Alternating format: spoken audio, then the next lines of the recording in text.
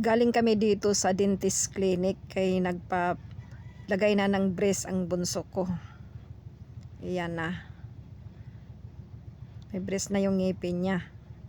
At dumaan kami dito sa King Burger kasi may nakita kaming naka-promo sila. So sinubukan namin dito kung okay ba, mabusog pa kami dito. Wala silang gaanong tao dito. Noon yung bagong bukas pa to, ang daming tao magsiksikan dito. Mix match pala yung order namin, bawat order 99. Pero kunti lang.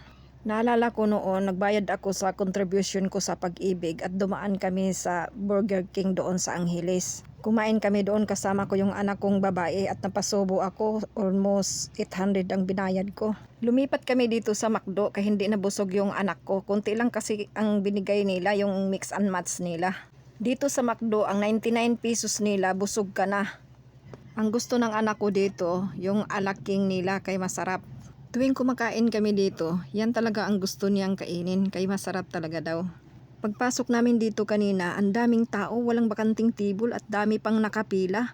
Almost 1 hour kaming naghintay nga makakain lang kami. Buti na lang ngayon nabawasan na ang mga tao at marami pa rin nakapila dyan sa counter.